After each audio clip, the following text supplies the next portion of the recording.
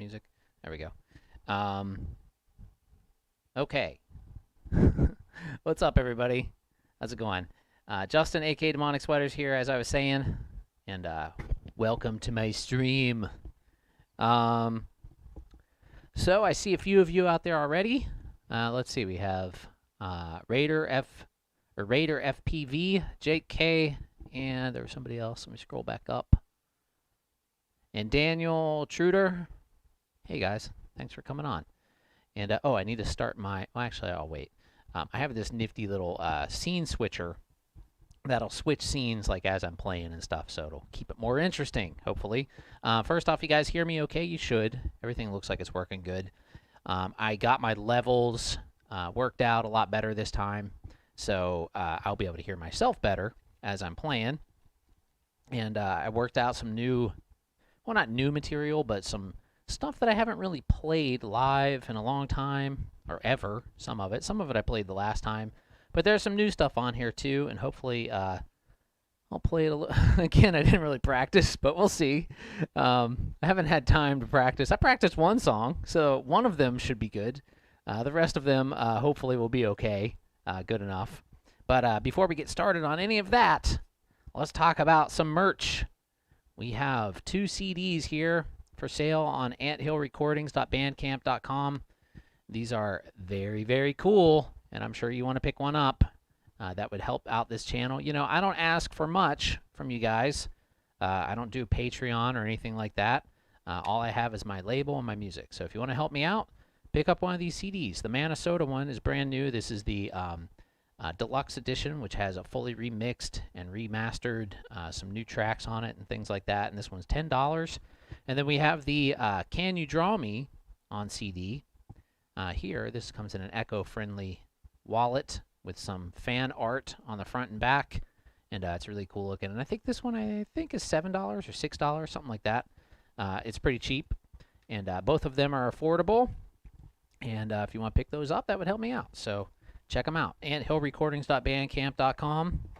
What else? Drum lessons. Offering drum lessons online, and it's basically going to look exactly like how these streams look. I have it configured now to where I can use OBS sending to Google Duo, and basically you can get, you know, foot cam and multiple angles all through the lessons, and it's pretty cool. I did my first set of lessons last week with this setup, and it worked really, really well. So yeah, if you guys are interested in that, you can check that out. You can send me a message at on Instagram. That's the best way, and it's just demonic_sweaters on Instagram. So yeah, so get that stuff out of the way right now. And what else? Oh, another thing I wanted to mention before. Sorry, I keep getting notifications. I got to just take this watch off before I even start. One of the things I wanted to mention. Where can I put this? I'm running out of room here already because I set up more crap. But it's worth it, though. I wanted to mention my setup and what I changed. Can I move that camera? I kind of don't want to. It might mess something up. But anyway, over here to my left, you can't really see it, but over here to my left, I'm actually using, let me see if the other camera, if you can see it better on that one. Nope, can't see it at all there. But you can see me better there. So over here, I'm playing back the tracks, believe it or not, on a 2004 Apple iBook G4, which is pretty crazy, running Ableton Live, and it actually works just fine. Like I have a MacBook that I use like for like when Demonic Sweaters plays shows and at the studio, and I was like, you know, I didn't really want to change that one for these streams because I have a separate set that I'm doing for the shows with John and everything. So I was like, you know, I'll see if this old iBook will work. And it's working pretty much just as good as the MacBook, which is crazy. This thing's like ancient. It has a G4 processor in it, which is really slow by today's standards. But it still manages to run Ableton just fine, and can get a backing track going through there. And I have that going out to my mixer. Basically the way I have this is kind of similar to how I do it with the other setup, where I have a computer running out. I have the iBook over here, and it's running out to my audio interface, which is over there, which has 4 separate outputs on it, and 2 of them are running to the stream live and to my mixer over here, and then 2 of them also have my click track, which is also running to my mixer. So I can balance my click track and my music track in my headphones without you guys being able to hear the click track, I think. So hopefully that's all working. This is the first stream with this exact setup, but I did a video test with it earlier, and it all seemed to be working okay. So yeah, I know you guys are interested in the technical stuff, so that's why I talk about it before I even, start playing. Let me read some of these comments. Jake K says, sounds good. Thanks, Jake. And Raider says, howdy, y'all. Hey, Justin, good to see you. Thanks, Raider. You too. Well, I don't see you, but good to read your words on my screen. Jake K, is that one of those colorful ones? Is it one of those colorful ones? What? Oh, no, it's just white. The MacBook or the iBook. This was, I think it was the G3 that had the colorful, like, clamshell looking ones, but I really don't think that would be one of those would be able to handle it. I had one of those a long time ago, and they sucked. Like, they were, like, really bad. I mean, they looked cool, but that was, like, about the most useless computer ever made because they were just so weak. Like, even, like, the regular, like the black G3s that they had before those colorful ones still worked better than those colorful ones. Like, those colorful ones were just, I mean, they just looked cool. That was their whole selling point. But let me take a drink of coffee.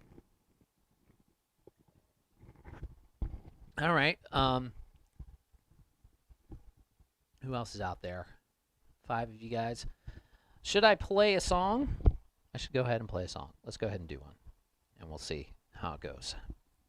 So, before I do that, I just wanted to talk about the drums for a minute. I updated my TD6 module. The firmware. One thing I didn't know, well, actually, I read it a long time ago, but then kind of forgot and never did it. The TD6, there's a firmware you can download for the TD6V that basically turns a TD6 into a TD6V. So I did that this morning, and what's nice about that, it actually gives you some more sounds, and then also it gives you more trigger settings, like trigger type settings, which is nice, and it helps improve the accuracy of the triggering. Because I was having some issues, actually, with my snare especially. You might remember from the last stream. And it's really tough to get, I'm really, really picky with my snare drums. But now it seems to be good. But I don't want to jinx it. But I have, basically, this is a homemade trigger on my snare drum right now. Because this is before I updated the firmware. I switched over to this because I was having issues with all of my dual triggering triggers, like the Roland one and the D drum one, and like a homemade one that I made. Like, all of them were being an asshole. So I was sorry, but I was like, I'm just going to try this single zone, and this is also a homemade one. It's got some D drum red shot like covering on it, but it's totally homemade. But it's single zone, but it seems to be working great. So I think we'll see once I really start.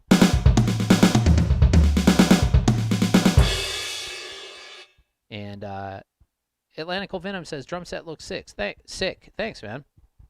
Okay, let me start my scene switcher. That's not how I do it. I need the other keyboard.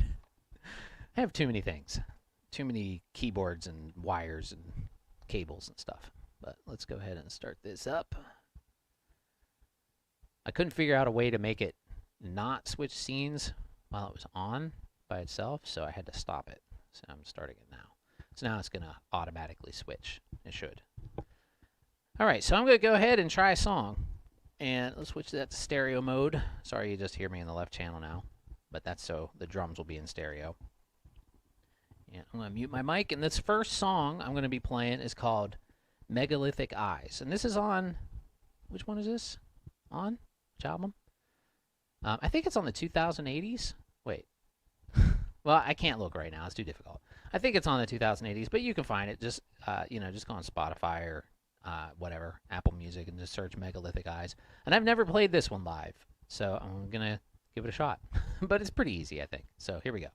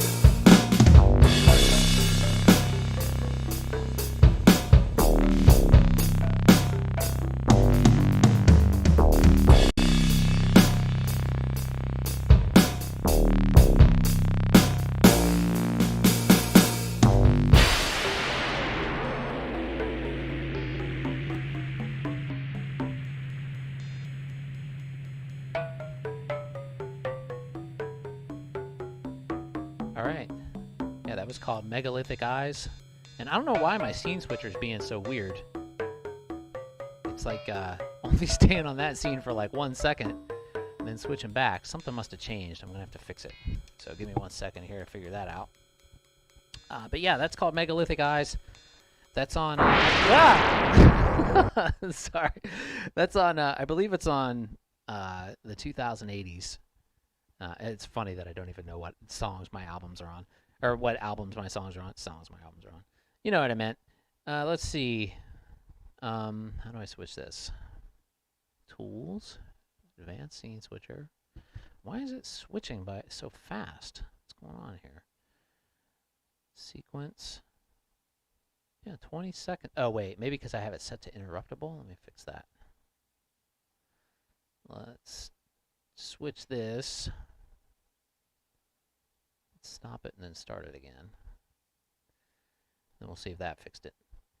So hopefully that works. Raider says, sounded great. Thanks. And JK says, that kit sounds really cool. Thanks. This is a new sort. Okay, now it seems like the switcher's working.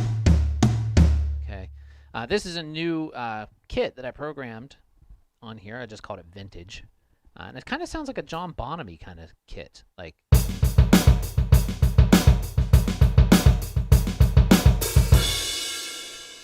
Yeah, I dig it. The kick drum doesn't have quite as much attack as I use on some of my other ones, like this one.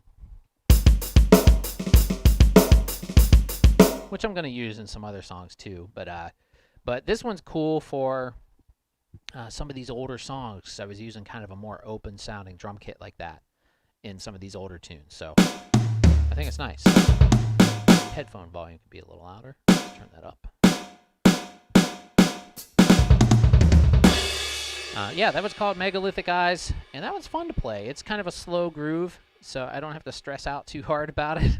And I managed to pull off some pretty good fills in there, I think. And yeah, it was fun. So let's go ahead and move on to the next one. You guys have any questions or comments or anything like that, feel free to post them. Oh, I should open up Facebook, too. I always forget to do that. Let me do that and see if anybody's hanging out there. Let me see.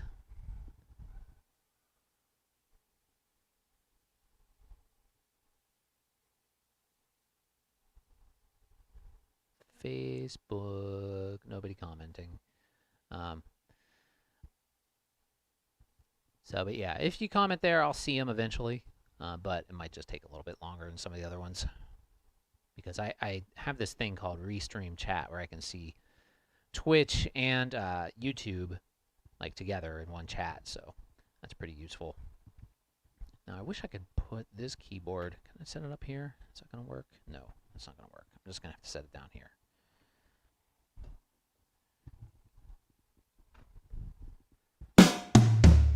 So yeah, like I was saying, TD6, the update seemed to help a lot, actually.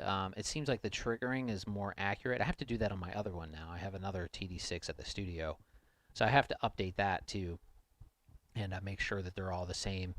And one thing that was nice, one thing I was able to test is I was able to basically go through the whole firmware update process, which is a little bit scary, especially on older gear, you know, because the way that it works is you have to like first back up your all your stuff on the module, because it all gets wiped out when you update the firmware. And the only way to do that is through MIDI. So basically you do a full MIDI dump from the module, and I did 2 of them just to make sure it would work. I did one on the iBook into Ableton, and then I did another one on my PC over there into Reaper. And they both worked, but it was good to have the backup. And then after you do that, you go in and you have to use this, it's basically this MIDI player software that Roland gives you. I mean, you could use anything, but I like the one that Roland gives you because it just does all of them in a row. You don't have to worry about, like, you know, like creating a playlist of all the different MIDI files or anything like that. It just does it by itself. So anyway, like you download this big folder full of MIDI files from Roland, and then you run them via MIDI into the TD6, and you have to do this crazy button combination to start up the TD6 where you like turn it on, holding down 2 buttons, then you let go of one, then you push down another one, then you let go of the first one that you pushed, and then you push down another one. And it's like this crazy combination of letting one button go and pushing another one and letting another one go and pushing another one until it gets to the state where it can, accept the firmware, and then you press play on the MIDI file, and then it starts doing it. But it takes a really long time, and it's always kind of scary to me when I'm doing that on like old gear, because if something fails, you basically end up with a brick. But thankfully it went okay, and I installed the firmware, and then I reloaded my backup that I backed up before that onto here, and that all worked good. And what was really cool is I had more trigger settings after the update, like more tweaking and like trigger presets and things like that. So it all seems to be just working a little bit better now. So anyway, let's go on to the next song, and I guess I might as well try this one right off the bat, which is Helicopter Cop. And I pretty much train wrecked this one last week, but hopefully it won't be as bad this time if the drums are working good. So we'll see how it goes. So here we go. This is called Helicopter Cop, and this is off of the album Polybius.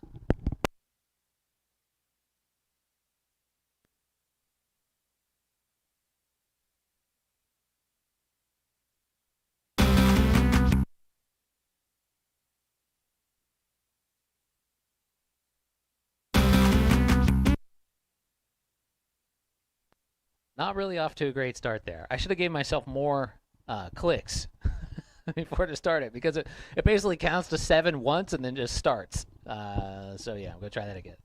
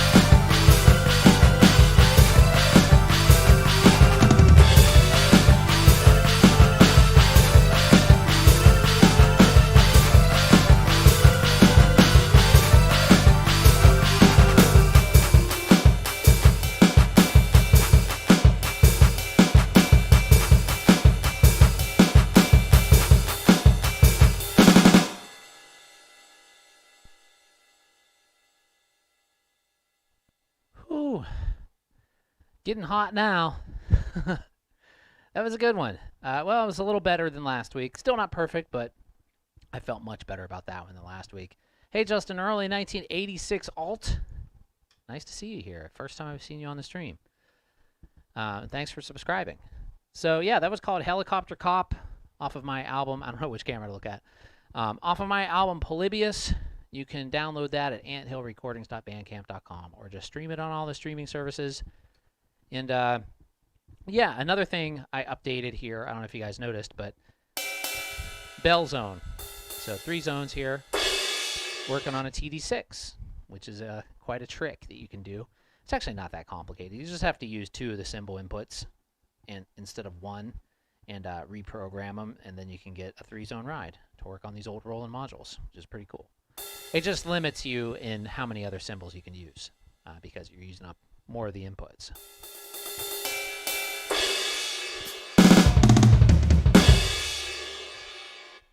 What happened to the E-Star drum set you had? Asked Justin. Well, one of them is over at, I had 2 of them. I had 2 of them. I held up 3 fingers. I had 2 of them. And one of them's over at my school where I teach, and the other one I sold. So the big one is over there at Sunflower Academy, which is a school I teach at in Brooklyn. And then the little one, once I got it all converted over to electronics, somebody bought it on Reverb, and they're happy with it. They let me know that it's working good for them. So that's really cool. Don't have enough space to keep all the drums. I stress, actually, about having so much stuff. It's like like every time I buy something in the beginning, I'm like so excited about getting it. Or somebody sends me something, either way, and I'm so excited about getting it. But then after I get it and I use it, I'm like, okay, now what the hell am I going to do with this thing? Because like, I have no space for anything. So, yeah. But yeah, so that one I sold. But super accurate triggering, it seems, says Jake. Yeah, it seems like it's working really good today. Sometimes it's like good just to go with single zones and you don't have to worry about, getting the zones to. It's just easier, honestly. Because you can still get some good sounds with single zone. Right now, I mean, all my drums are single. The cymbals, to me, are more important to have, dual zone and triple zone. Like I have dual zone here on this crash. China there, and a crash here. And then hi-hats, dual zone. Ride is 3-zone. But all the drums right now are single zone.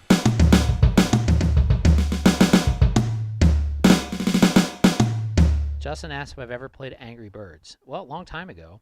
Like, a long, long time ago when it first came out. But I haven't in a long time. All right, let's do another song. This one, actually, I kind of want to take a little break here for a second. I have another drink of coffee. I have a little bit of a headache. The air quality is really bad in New York today. It's like just really bad. There was even like an advisory on the weather app on my computer. And like when I went out to ride my bike this morning, I could tell. Like, so I took like half of a sinus pill. And I think it's helping. But yeah, when it gets like, and plus it's like super hot too. It's like 90 degrees again. But thankfully I'm in this new room where I have much, much better AC. And let's see, Jake K says, I didn't hear a single, or no, that's Raider.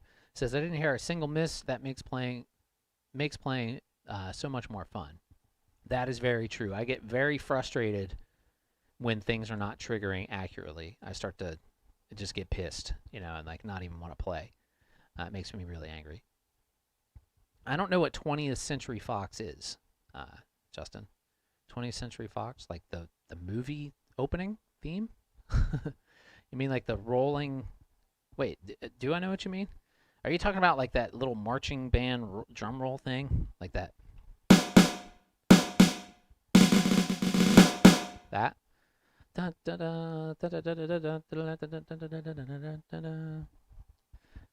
Well, if that's what you meant, I just did it. And Raider says West Coast fires getting to you on the East Coast. I don't know. We just have like crappy, I think it's just because there's so many people here and cars and just crap, like so many people together, like crammed together in the same area. You add that in like into weather and really hot weather and like sidewalks heating up and like just trash everywhere. I'm making New York sound great, aren't I? But anyway, it's not that bad all the time. Sometimes it is, but sometimes it's not so bad. Let's play another song. Let's do, this one's called Psy Moon, and this one is off of my album In Depth, which is from 2019. So here we go.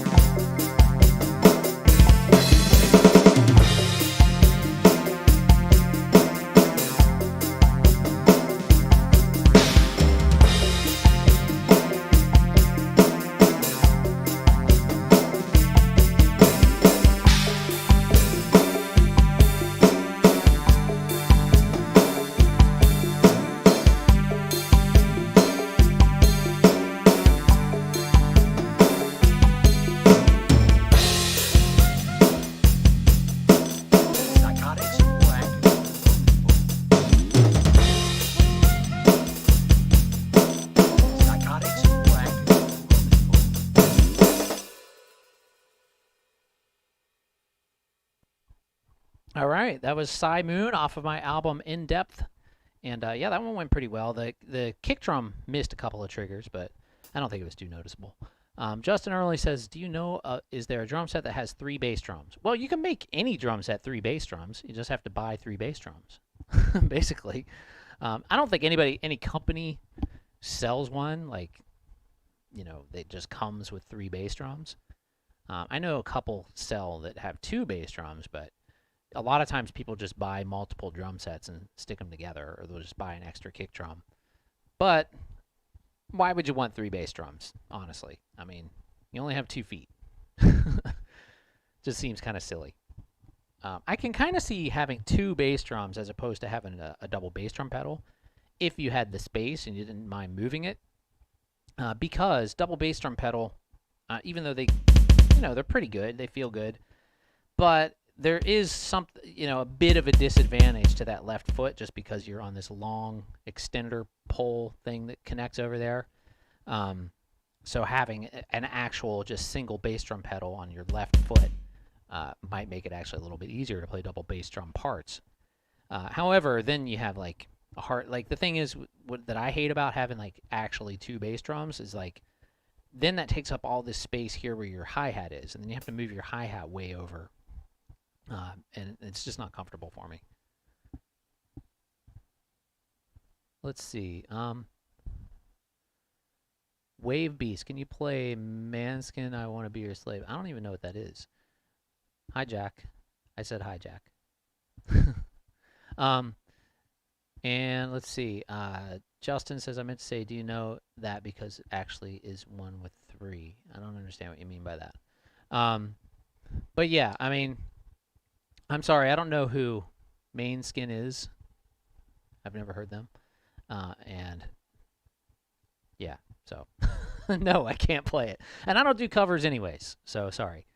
Even if I did know it, I wouldn't play it. The reason is well, there's a lot of reasons why I don't do covers. Number one, I just don't really enjoy them that much. I mean, if I'm going to spend the time, to set all this stuff up and learn, how to stream and do all this stuff, I want to play my own music, because I spend a lot of time working on it and I like it. So I would rather play my own stuff than play covers. And I know, like, it puts myself at a disadvantage, whereas, people who play covers often gain a lot more attention because people are searching for songs by bands that they like. And, so that being said, I think I've started to do decently well doing all originals. So I'm just going to keep it at that. And plus, I can monetize. If you do covers, then you can't monetize your channel. And you get copyright claims. You have to worry about all that kind of junk. So for me, I don't have to worry about any of that. And I can monetize my own work and make some money on it. It's not a lot of money, but I can make some money on it. So anyway, let's move on. Wave B says, I want to Be Your Slave by Italy Eurovision winners. I don't know if you're just trolling me or like if that's anything real. I mean, I don't get the joke even if you are trolling me. But whatever. So, all right, let's try Captain Flange. This one's fairly easy. I should be able to do this one all right.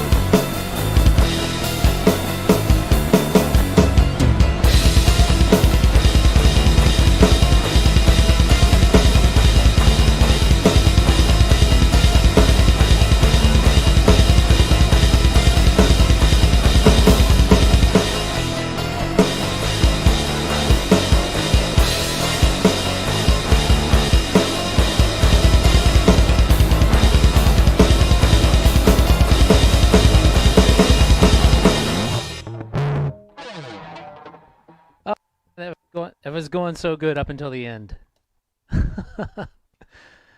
Well, that's what happens when you end the song too early and there's no band to follow you on it. But yeah, anyway, that was called Captain Flange, and that one's on the 2080s. And thanks, Jake K. Thanks, Pyramid 7. And Wave B says you should Google them after the live. All right, I'll check them out. And Seldom says, Seldom Outer Green, how are those PDPs treating you? They're really good. I've had these things for a really long time, since like 2008 or something like that. It was the first double bass drum pedal I ever bought, and it's still a great pedal. I mean, they're really pretty much exactly like a DW. I mean, there's very little difference. You know, I don't get super crazy with like buying super. I mean, for one, some of those bass drum pedals are just ridiculously priced. I'm not going to spend $700 on a double bass drum pedal. I'm sorry. I'm just not going to do it. Like these are like, I think 200 or thereabouts, 150, 200, and I think they're really good. You know, for the money.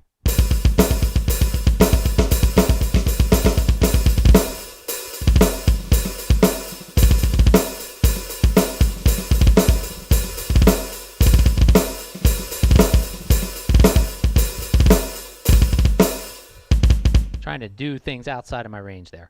And Raider says, this one's my favorite. I'm a sucker for a good bass lines, double bass. Love it. Thanks. I didn't, you know, when I recorded it on the album, it doesn't have as much double bass drum. Or I might not have any, actually. Because I might not have had a double bass drum pedal on my kit when I recorded that song. And I recorded it, that song, the studio version, was actually recorded on a Raspberry Pi, believe it or not. There's like a couple of songs on that album that were recorded on a Raspberry Pi. There's that one and I'm a Bird, which I should do. I'm a Bird. I don't have that here. I should look for that. That would be a cool one to do too.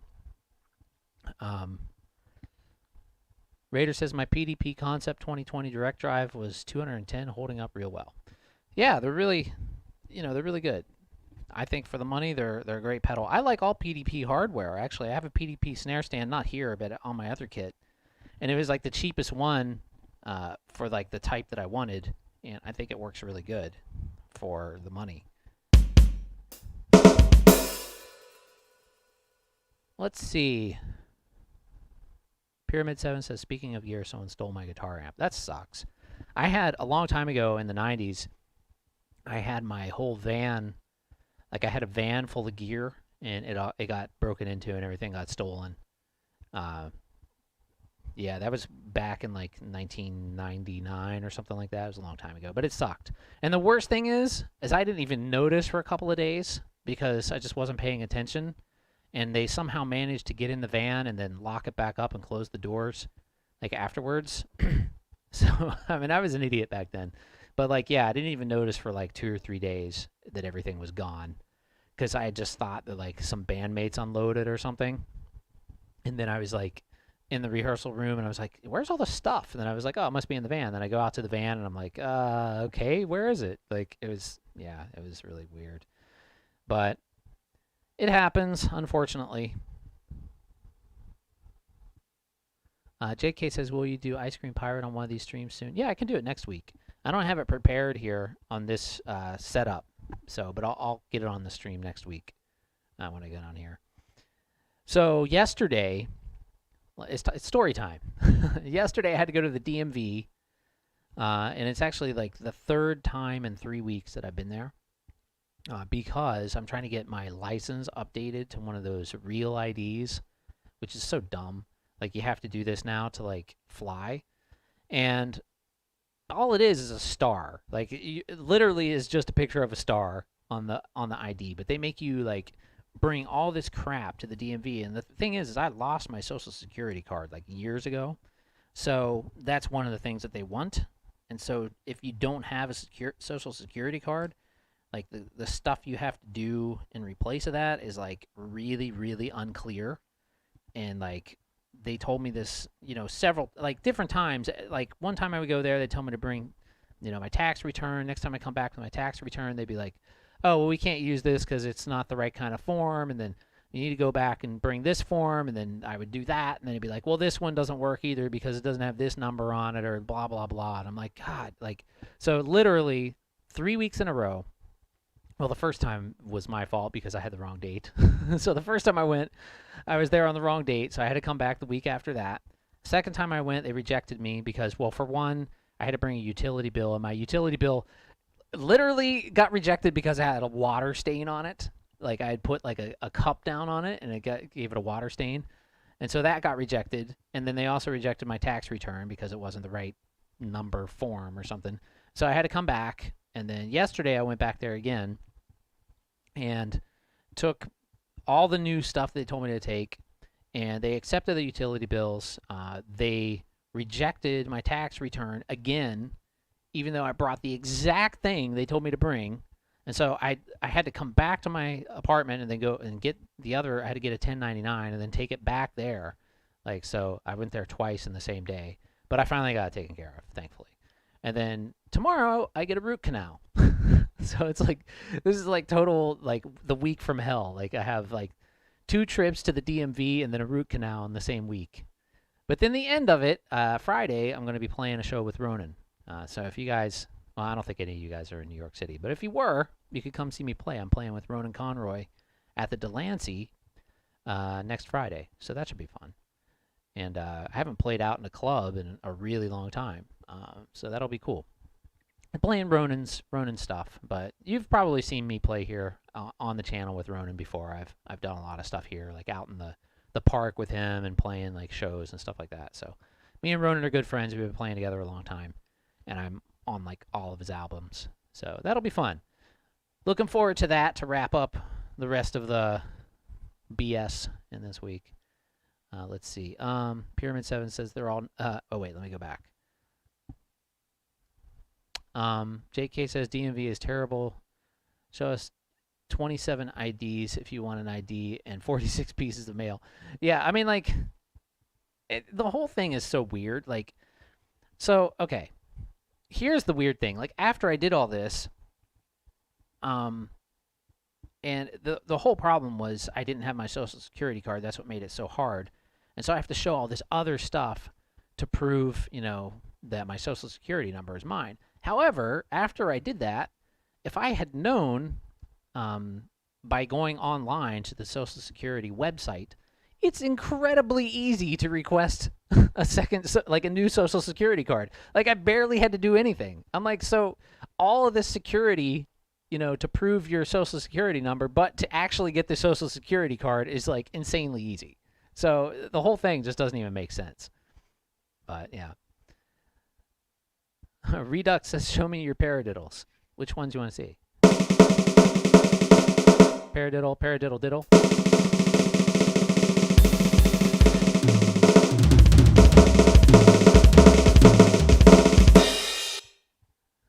That's a fun one to do.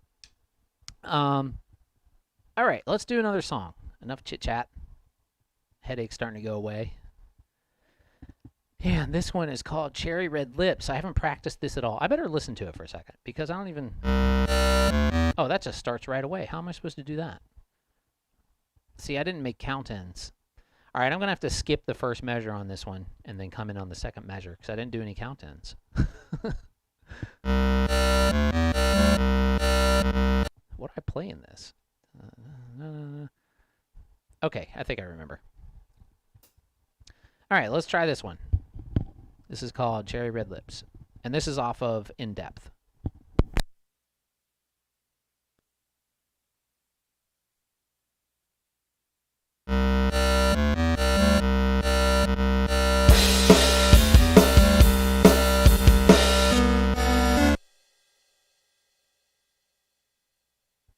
That wasn't right at all. All right, let me try that again.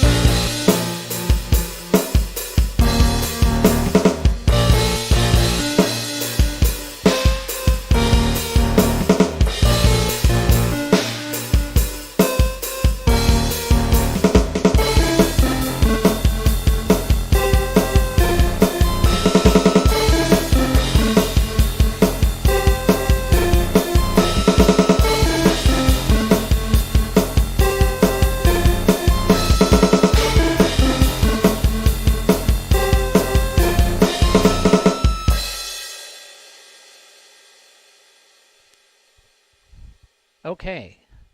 Despite the fact the click was not on time at all with what I was hearing there. Not too bad. That really like it's amazing I made it through there. I almost stopped because I don't know what I did wrong, but my click is just not on time on the music in that one. So I have to fix that. But yeah, let's see. Wyndham says, "What do you do when you feel like you forgot how to do some techniques?" Well, practice, or just go online and stream and make a fool of yourself. I just, I don't know. I obviously could have practiced these a lot more instead of not at all.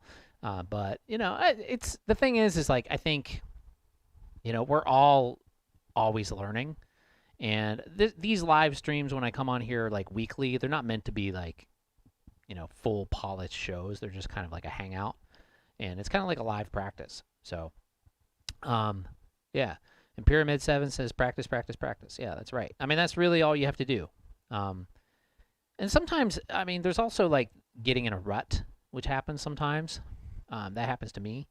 And when I get into a rut, one of the things that helps me is just to watch a drum lesson video or try to learn a new song or something like that. Because it's really easy to play the same types of things over and over again in your music.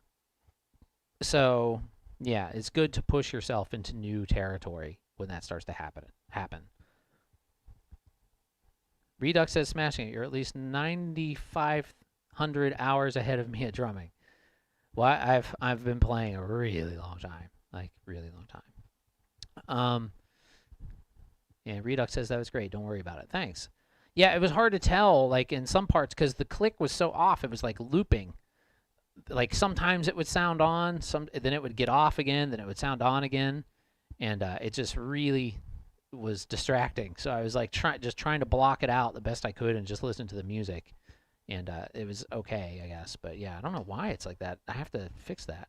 It's weird. I thought everything was working good. The two that I have left are two that I really, really train wrecked last week, and that's Polybius and Night Gallery.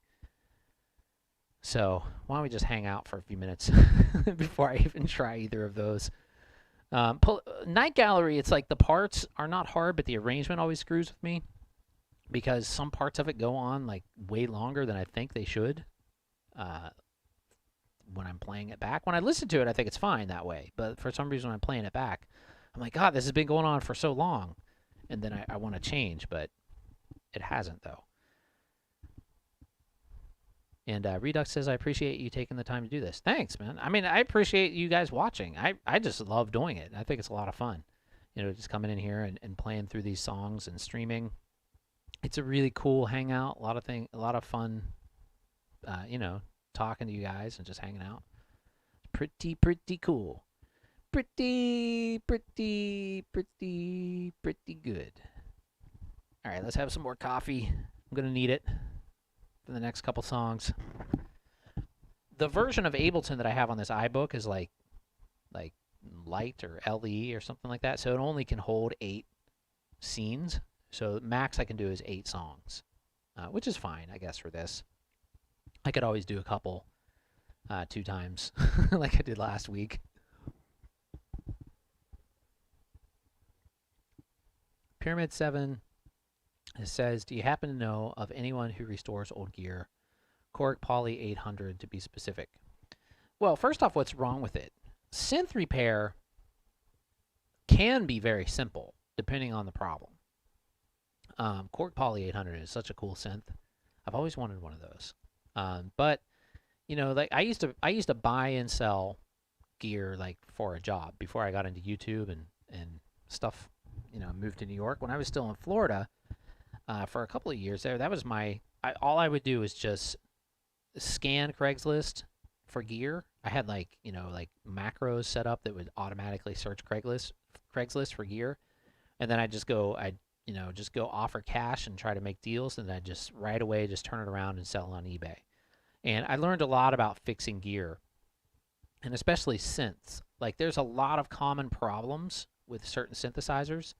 I don't know about the Poly 800, for example, like to be specific. But like the Junos, there's like always this voice chip that goes bad in them that's super easy to replace. And a lot of times you don't even need to replace it. You can just like clean the coating off of it with acetone, and that'll fix it. Like there's like little tricks like with a lot of keyboards that they, a lot of them have common issues, and you just Google it, and then a lot of times you can figure out what you need to fix. Or, like dead keys is really common in a lot of them, and like that's 99% of the time just dirty contacts on the inside, and you can just use like contact cleaner and clean it out. Yeah, so I mean, I would just try to figure it out first off. If it's something really, really complex, like you have no idea what's wrong with it, and it's nothing that's like common that nothing comes up on the internet, then you might want to take it to somebody. But in that kind of situation, I don't really know anybody anymore. There was somebody I knew really, who was really, really good at that stuff in West Virginia. His name is Kim Monday.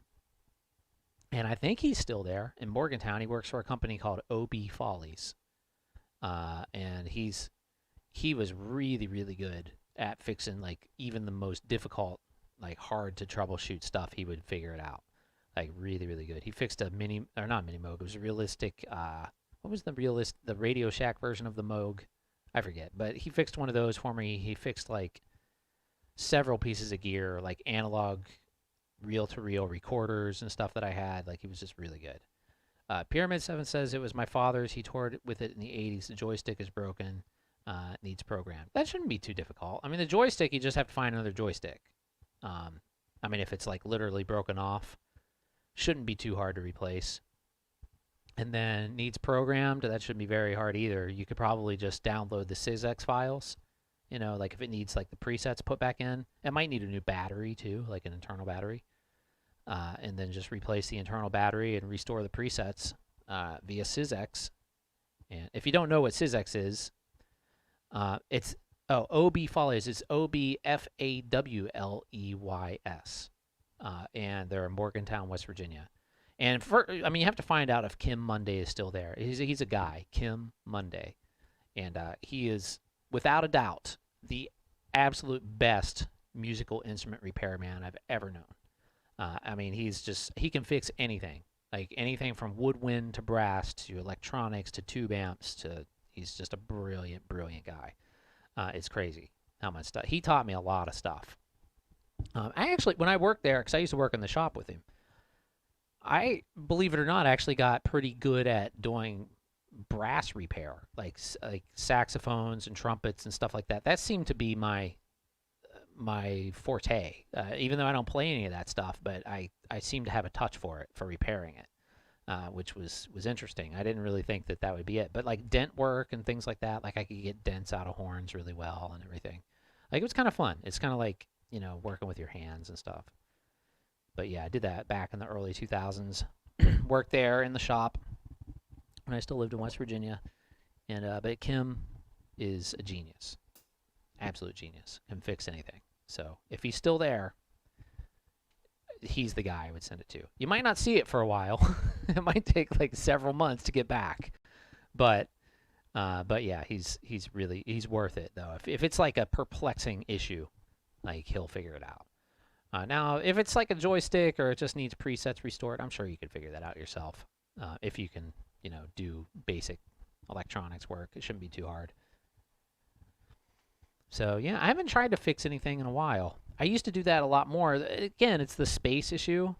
Like when you have very limited space, like because a lot of times when you're working on like electronics and trying to fix stuff like that, you have to take them apart and just sort of leave them there until you're finished, and like find parts and everything, and you don't want to have to keep taking it apart and putting it back together a million times. So if you have like a workspace where you can like, strip a keyboard down and take the keyboard out of it and the circuit boards and all that stuff and just leave them there until you get the parts that you need and then put it back together, it's much easier than trying to deal with like having like 3 feet of square footage to work with in New York City. But yeah, anyway, let's do another one. Let's go ahead and go. And thanks to everybody out there who's watching. Also, let's just go through this again.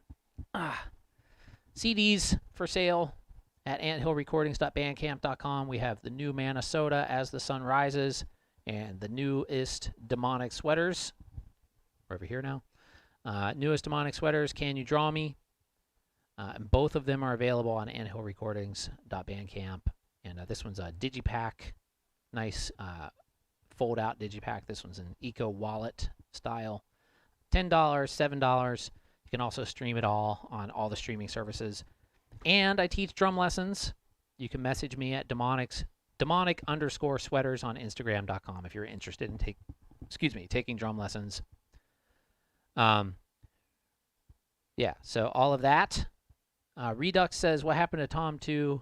Personal choice. I never had Tom 2 on here. This is a Tama Club Jam Mini drum kit with the add-on, the Tom add-on pack, and the Tom add-on pack only includes that. So that's all I have. And generally, I like a 4-piece setup. I mean, sometimes I'll play with a second floor tom, but I don't have one for this kit. If I'm going to use a second tom, or a third tom, it'll be a second floor tom, because I like having my ride right here. Like I don't like my ride over here to the side like that. I prefer it like right up where that tom 2 position is.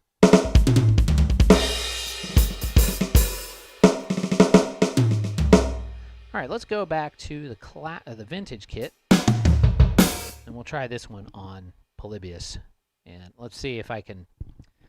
I'll try my best on this one. So here we go. This is Polybius off the album Polybius, and hopefully it doesn't suck.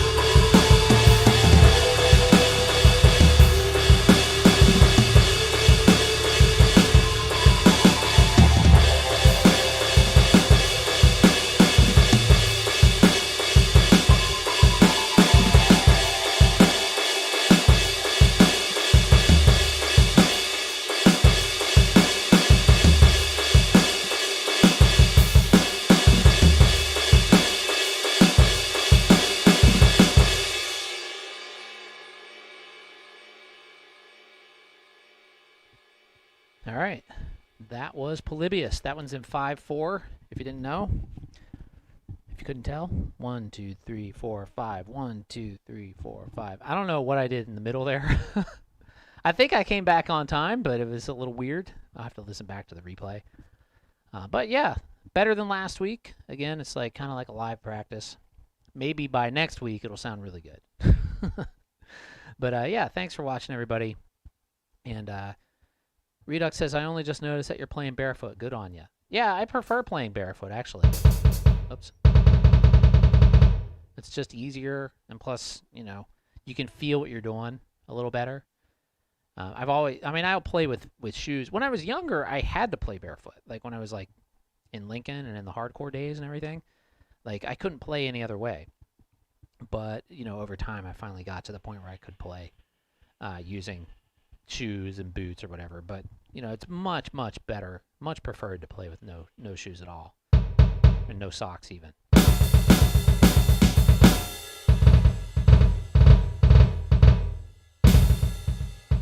I can't go that fast.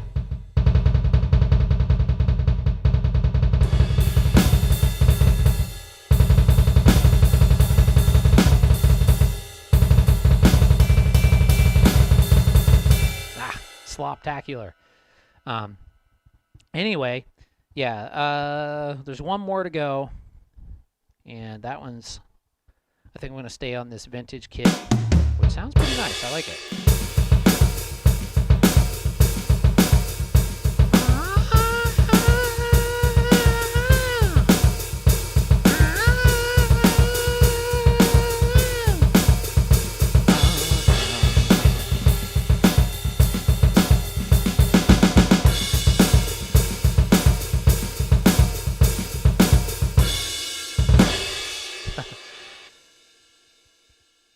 Redux says, I sometimes double hit bass drum hits. I need to think carefully about kicking a single hit. Yeah, well, and also that can happen on, you know, depending on how your setup is. Like if you have a electronic kit, some of them feel, you know, they're easier to accidentally double bounce on there. And you have to make sure you have your settings right on your trigger. Acoustic drums too. What got me good at, like, you know, because I kind of rebound. You know, I don't bury the beater like a lot of people bury the beater when they play like that. Like they leave it on the head. But I don't do that. When I play, I let mine rebound. And the reason is because for a long time I played acoustic drums with no hole on the resonant head.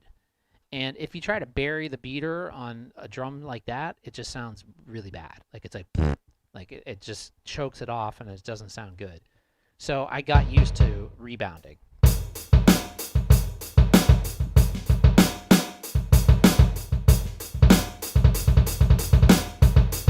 And I'm actually much better with single kick than I am with double kick because I played that first.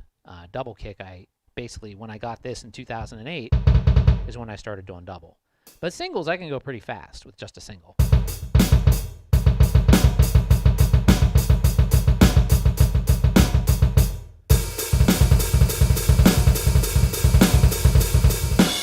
You know, but when I try to get the timing right, you know, my cleanliness isn't so great with double bass. You know, certain things I'm okay, like doing the basics, like.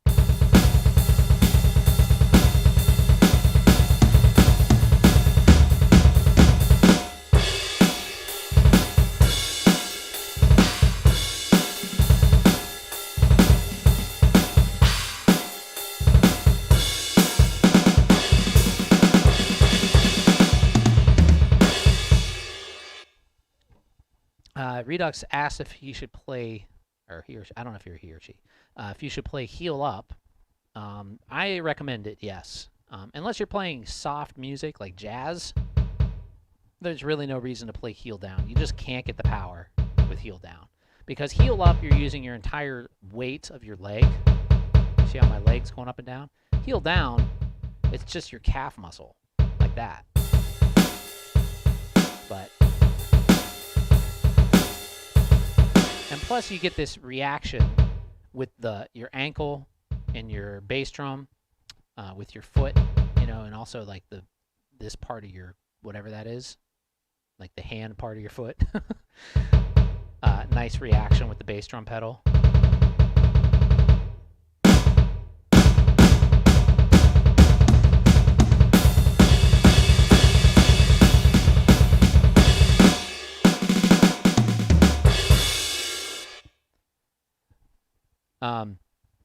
Let's see. What module am I... Oh, wait, let me go back. I missed some. Oh, wow, I missed a lot. Okay, grip, says JK. I must have missed what that was in regards to. Redux says rage. And, oh, yeah, heal up. Okay, so that, we're back down to there. Redux says, that's fast, LOL. Yeah, thanks. I mean, I'm not like... I can go kind of fast. With my single foot, I think I would qualify myself as fast. But double, you know, if I watch like a guy like 6'6" Samus, you know, or like, you know, these metal drummers, you know, I'm like nothing with my double kick. Like, it's crazy how fast some of those guys can go. You know, Chris Turner, you know, all these guys that are just like lightning fast with their pedals. I just can't do it. I mean, I probably could if I spent the time and practiced, you know, to try to get really fast on the double bass drum pedal, but I'm not real concerned with it, honestly. I mean, if I'm like trying to do a double bass drum part that's fast in a song, then I'll work it out and practice it and get it to where I can play it. But if it doesn't call for it in the song, I'm not super concerned with like trying to play as fast as I could possibly play. I'm more interested in unique combinations, you know, like I've talked about this before, like linear stuff.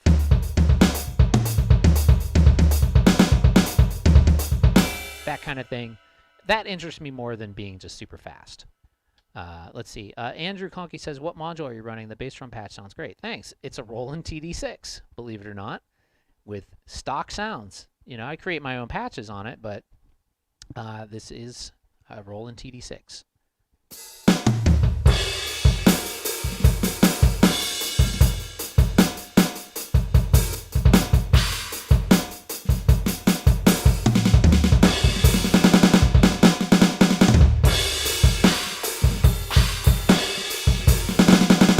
Oops. But yeah, I think the TD6 is great.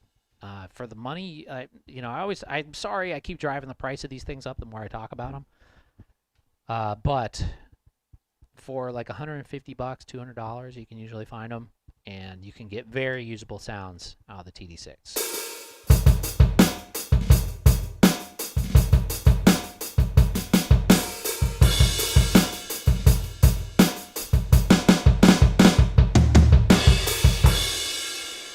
Definitely. All right. Raider says there's way too many bass techniques out there. I can't keep up. Seems like ankle technique for high speed is popular, but it looks hard to learn. Yeah, all the crazy like foot swinging and like all that stuff. I'm like, to me, that seems like harder just to learn that than just to go fast. You know, just train your body to go fast. I mean, like, I've seen really fast double bass drum pedals just doing it, you know, without any kind of weirdness going on here. Like, I don't see how that's helpful. It seems like extra movement to me, but maybe it is if you learn it. I don't know. But to me, I always thought that was weird. Like, I don't see how that could help. Maybe. I don't know. Let's see. Maybe that does help. Maybe I'm totally wrong. Okay, let me try that again.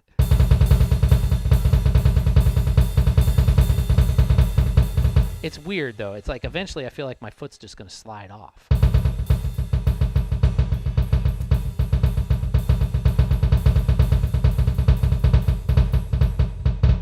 I kind of see what they're doing, though. Like, it kind of seems like you can kind of get like a bouncing motion going on.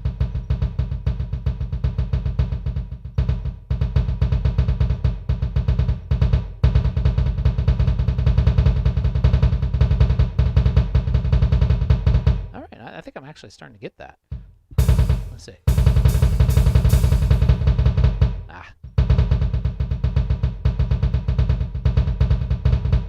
It's hard, though. Anyway, maybe I'll mess with that more later. That would be cool to learn, though. It'd be nice to learn it just so I could teach it to people how to do it. So maybe I should try to learn that. Another thing, too, is like stick grips. You know, like everybody... since the internet... like when I was young, nobody said German grip or French grip or American grip.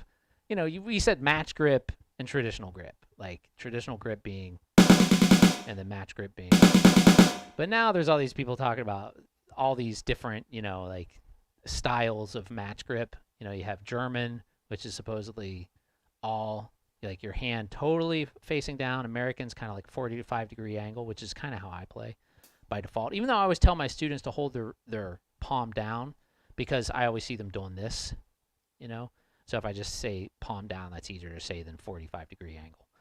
But I tend to hold more at a 45-degree angle, which is American grip, and then French grip is kind of like this, like with your thumb facing up, and then you use your fingers, like that. So that's how a lot of these blast beat players, they do that.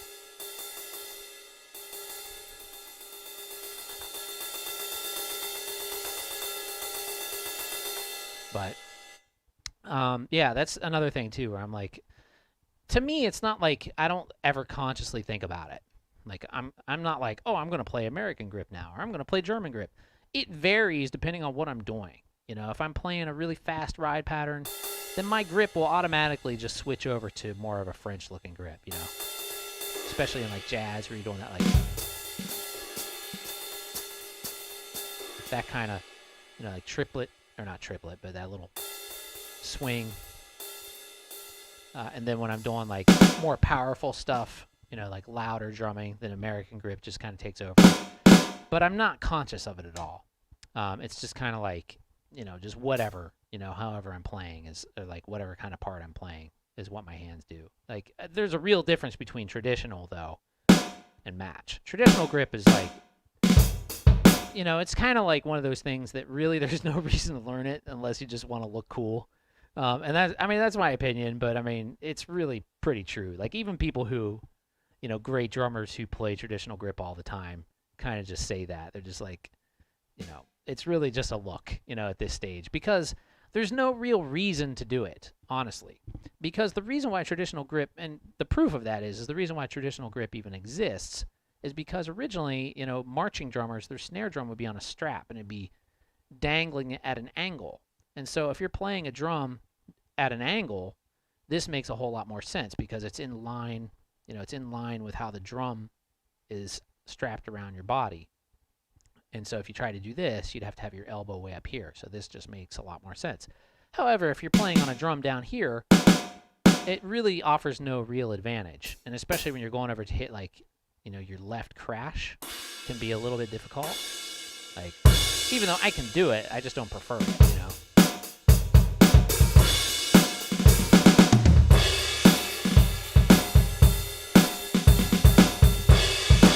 Though you do have the ability to do kind of a you know, a nice, if you watch, what's that guy's name? Grayson, I forget his name, but he's really popular right now. And he does like big band drumming, and he's super like kind of Buddy Rich style. And you know, where you can get this bounce, this really fast bounce with traditional grip on the left hand, which I can't really do totally, but a little bit.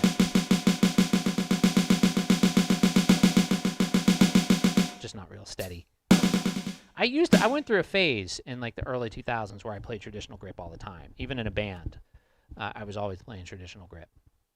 And it changes the sound. You know, you get a different sound out of your drums, especially your snare drum. You know, if you hit rim shot, I mean, electronic, it makes no difference. But yeah. Oh, the grippy sticks, Jake. They're good. They're exactly the same as when I bought them. I mean, I've been playing them on nothing but electronic drums, so they're not really getting any kind of wear and tear whatsoever.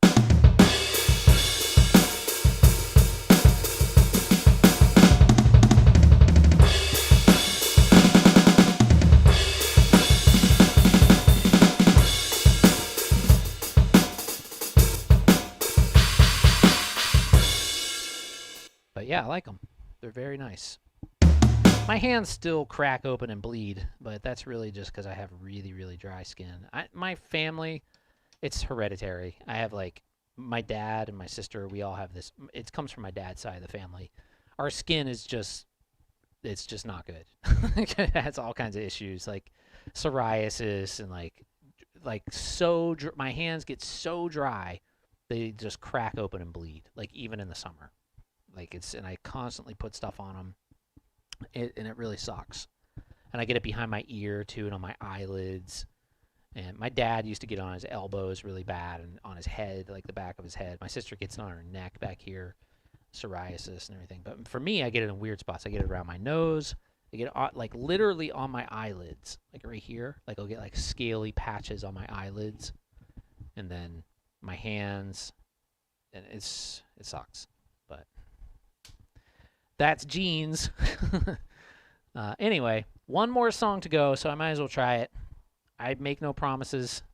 I'm sure I'll get the arrangement wrong. I shouldn't say that. I'm gonna do it perfect. Okay, I'll say that, because I always tell my students not to be negative. So I'm gonna practice what I preach. So here we go. This is called Night Gallery, and this one's on.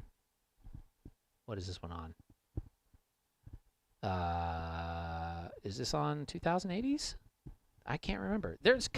Okay, so the reason why I can't remember what albums some of my songs are on, it's not so much that I'm unaware of what I'm doing.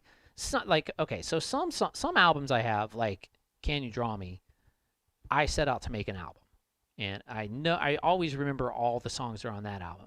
Other albums I have, I basically compile from songs that I recorded, like for YouTube or various things, and then I put them all together and make an album out of it.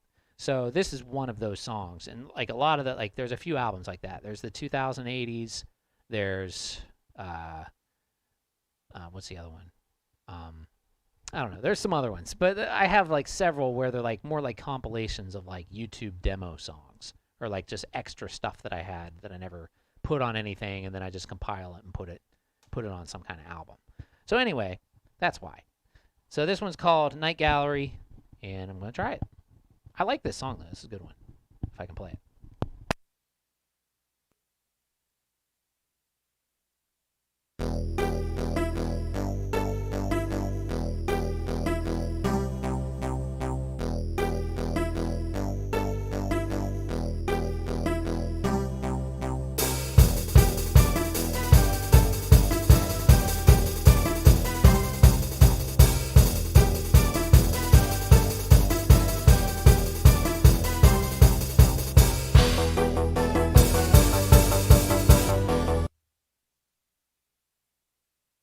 Screwed that up right away. I'm just going to do it again because I started it wrong first off, and then I started with the bass drum. I wasn't supposed to have the bass drum. I was supposed to have just the hi-hat at the beginning, and then when the bass drum part came in, I realized what I did wrong, and then anyway, here we go again.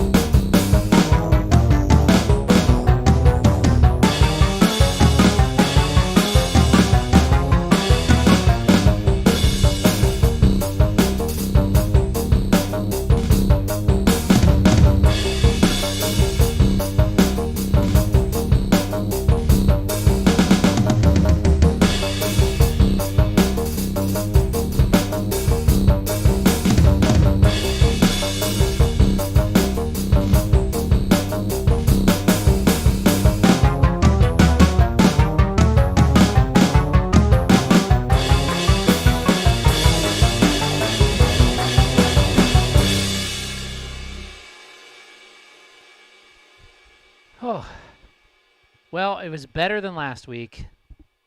Still screwed up several times, but not too bad. I'm fairly happy with that. I just need to get the arrangement. I keep switching in parts too early and stuff. I'm doing my best to cover it up, so you guys probably can't tell that much, but it screwed me up a little bit. And Oscar, hey Oscar, how's it going? Oscar's one of my students, and nice to see you here. Thanks for stopping by and watching the stream. And let's see. Danny. Oh, hey, Danny. How's it going? I'm realizing now that I have so much work to do on my hi-hat skills. LOL, you rock. Thanks, Danny. And Mass Effect plus drummer equals this, says Redux, which is great in my honest opinion, just odd. All right. I don't know what Mass Effect is. A lot of jokes go over my head because I don't get the reference. Oscar says, Justin. Hey, Oscar. How's it going, buddy? Oscar's one of my students at Sunflower Academy. So he's doing really well, actually. He's doing really, really good. He's been practicing a lot, and he likes the drums and puts in the work, so he's definitely improving. So that's all the songs I have for today, guys. That's all I prepared, and that's all I'm going to play. I'm getting kind of tired, actually, and I feel like it's so hot, I'm getting kind of a headache. So, me just want to eat people that don't sub, says Oscar. Well, today, I set it so only subscribers can chat, because I was getting some nasty people coming in here sometimes who aren't subscribing. And it's unfortunate, but I had to set it that way. So only subscribers can chat now. And I guess that's fine. Because if you're not subscribed, you need to be. Let's see. Redux says it's a game. The music from the game Mass Effect sounds very synthy, like what you were drumming to. Oh, yeah. Okay. It's definitely a game-ish sounding song. I actually made that on Amiga Pro Tracker. Or not Pro Tracker. It was Octamed, which is an old Amiga program. So I don't know if you know what Amigas are, but they're this old computer that was in the 80s and in the 90s. And so that song was made on Amiga Octamed. And I have there's a lot of stuff on Tracker Adjust and some other albums that I've done that were made on vintage computer type systems or emulators and stuff like that. So that's why it has that gritty 8-bit kind of sound to it. And that was all made in something called a tracker. Octamed's a tracker, and all the notes scroll by vertically on the screen, and you have different tracks, and everything's typed in via command, to the different the different lines of the tracks on the program. So that's how I made that. And actually a couple of the ones I played today were done that way. Psy Moon, that's a tracker song. What else? Cherry Red Lips, that's a tracker song. And that's all. The other ones were all made in various other ways. But those 3 songs were all done. Well, let's see. Cherry Red Lips was done in Milky Tracker. And Psy Moon, I think, was also done in Milky Tracker. Oscar, you're a Sunflower right now? That's cool. Is Tanner there with you? Say hi to Tanner if he's there. And Miss Jenny, if she's there. Miss Helen. So, yeah, I'm going to be heading out. I'm gonna try to. I don't think I can stream Ronan's show. I'll try if I can on Friday. That I'm playing Friday. But if I recall correctly, because where the shows are in the Delancey, it's down in the basement. And if I recall correctly, you just can't get a signal down there. So I don't think I'll be able to stream unless they have free Wi-Fi that works really well. But I'll record it. I'll definitely record some video and post it on my channel afterwards. So look out for that. This is probably going to be the only upload or stream this week because of all the other stuff I have going on. The show, and then the root canal tomorrow, and then teaching Thursday, Friday, Saturday, and Sunday. So, yeah. Anyway, thanks for watching, everybody. Thanks for coming on and hanging out. Redux said, I prefer Scream Tracker 3. I don't think I ever tried Scream Tracker. I always liked Pro Tracker, and Pro Tracker was always the best for me. I found it to be the easiest. And then also Milky Tracker I like a lot because it runs on everything. I can even run it on this old iBook. And in fact, I created a couple of those songs on this iBook. And I love the fact that I can still get use out of this thing. It's so old, but it's like an old workhorse. Like, it's still providing some kind of useful, purpose. And it's still, running Ableton Live on it. And all the songs you heard were coming out of this 2004 iBook today, which is pretty cool. Danny says, oof, root canals suck. Yeah, well, this is the never-ending root canal. This thing has been going on since March of 2020. It's like never-ending. But hopefully tomorrow I'll get it done. So we'll see. It's because the reason why it's taken so long is just because, well, various reasons, but the main reason being is insurance approval. Then, oh, let's see, we got a subscriber there, Patrick. Hey, Patrick, thanks for subscribing. Various insurance issues causing delays, and then having to reschedule, and then like I went to this one. I was going to complete it last year, and like I went there to get it done, and then the girl who's going to do it, she like made me really uneasy because of the stuff she was saying. She just did not sound confident at all. So I was like, I think I want to go to somebody else, because she was like, she goes like this. She's like, she's about to start, and she literally says this to me. She's like, so I don't know if I'm going to be able to do this. It might break your tooth in half, and like it's possible that sometimes the instruments break, and you might, like, she's like telling me all this like right before she's about to start. I'm like I don't really want to be hearing that, Don't tell me that. Just do it, like, I mean, if an accident happened, it's better off if I'm not sitting there thinking about it the whole time, just numb me up and do it. But so anyway, I just did not feel confident in after she told me all that, and I was like, I think I'm going to go get a second opinion somewhere. But after all of that, and I shouldn't have done that though, because what had happened is my insurance company switched. Then I had to get the approval again. And then the second time I submitted, well, the thing is like, I don't know if you have Obamacare, but it's a pain in the ass, especially in New York, because you have to do everything through New York State of Health. And so like they approved it. I had to reapply through my insurance because the enrollment or some kind of crap like that. I got the same exact insurance, but it was just a different policy number. And then the second time they didn't approve it for the same exact thing. And so I was like, damn it. So like I had to wait all this time to switch it again and then resubmit approval again. And so it was basically like a whole year went by. And I just had a giant hole, because they started it. That's the problem. They actually started the root canal, and they drilled a giant hole in my tooth and just left this giant hole in my tooth. So I've had like just a gaping hole in my tooth for like a year.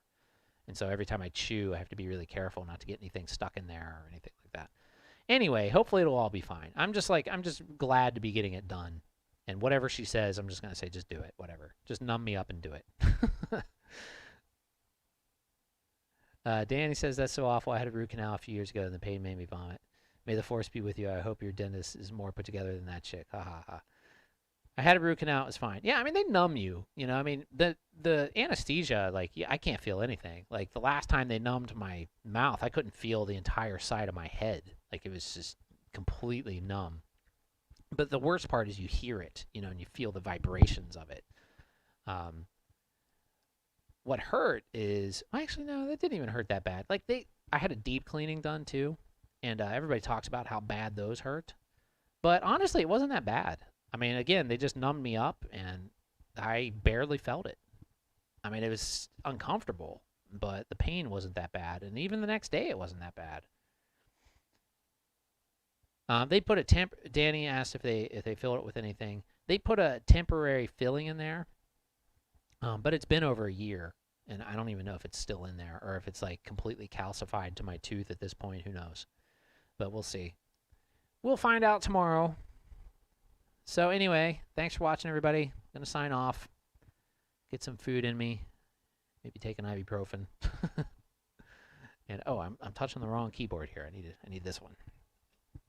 All right. So I kind of want to play more, but I don't know. Should I do one more? Maybe I already did all of them, and I should just stop. It's been a while. We'll do more next week. I'll be back. We'll do more then. So anyway, thanks for watching, everybody. Don't forget to subscribe. Click the bell icon, the like button. If you want to take drum lessons from me, I do that too. And you can do that if you just message me at demonic_sweaters on Instagram. And don't forget to check out anthillrecordings.bandcamp.com. And, okay, here's another question. But Redux asked if I'm COVID vaccinated. Yeah, I was actually one of the first people to get one. I was just like, screw it, I'm just going to go do it. Because I'm a teacher. And, you know, so I had early access. I could get it before a lot of people. And so I was just like, I'm just going to do it. You know, and it's been, I haven't gotten sick since I got it. So, I mean, it made me sick. The vaccine made me sick, but it was only lasted for like a day. So, yeah. I mean, the thing is, I did have a couple other weird side effects from it, like rash stuff. But that's also, I think, because my skin is so sensitive, like I was talking about before. So I got like under my arms, it was like itchy and like a rash and things like that. But it all went away. And, you know, the sick part of it only, it only made me sick for like, I mean, really bad for like probably about 10 hours or something like that. But yeah, I got it. I got it early, and you know, I just wanted to get it done with and get back to doing life. You know, so that's why I did it. But I don't, you know, I understand why some people are concerned. It is a new thing. You know, it's a new vaccine, and like I've never gotten like a flu vaccine or anything.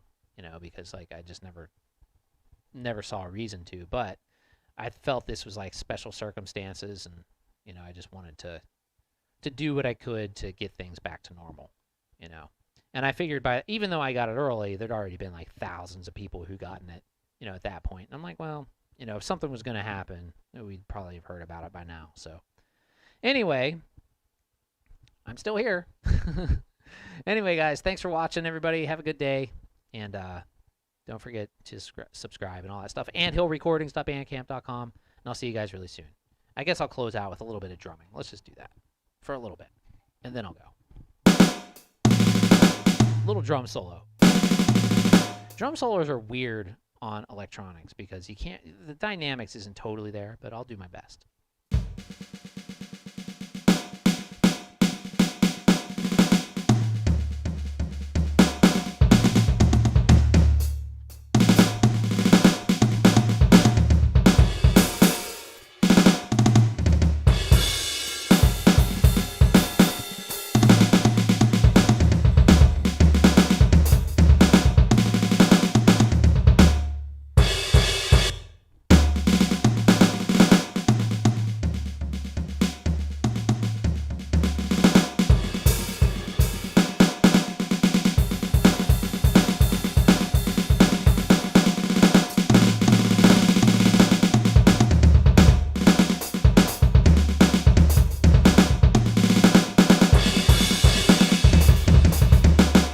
Ah.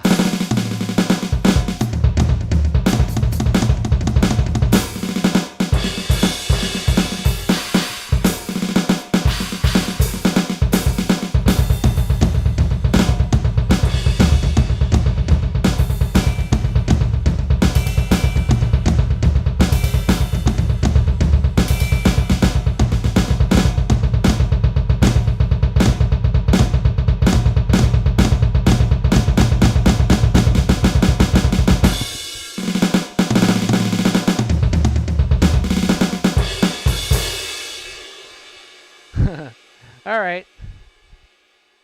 That's it. Patrick, it's jazz drums? There were some jazz elements in there, yeah. Just screwing around. Nothing was planned out. But yeah, this kind of thing, that's definitely jazz inspired. Hey, Oscar, you're back. People keep coming back, but I'm trying to leave. Redux, you're doing the right thing. Thank you. Oh, thanks. I hope. I don't know. You know, just doing what I felt like I wanted to do. I respect everybody else's, you know, thoughts, too. As long as they're not, I don't know. I try not to get too into it. I mean, I did what I did, and people do what they do. Anyway, Oscar, you're back, but I'm leaving. But glad to see you back here. Thanks for hanging out. And Redux, Patrick, Jake K, Danny, everybody else that was here. I'm really, really signing off this time. And let me just give a shout out to the rest of you guys. Who else was here? Who else was chatting a lot? pretty much mentioned everybody, I think. If I forgot you, then sorry. Oh, James. Oh, I forgot to even address this comment. I don't know what grip I use. I hold the sticks how it feels comfortable for when I'm playing. Yeah, that's pretty much what I do. And JK Raider. Oh, Raider, yeah. You were chatting a lot, so thanks for that. Anyway, okay, I'm going to go. Bye, guys. See everybody really soon. Well, I'll see you soon, Oscar. I'll see you this Sunday. So have a good week. Later.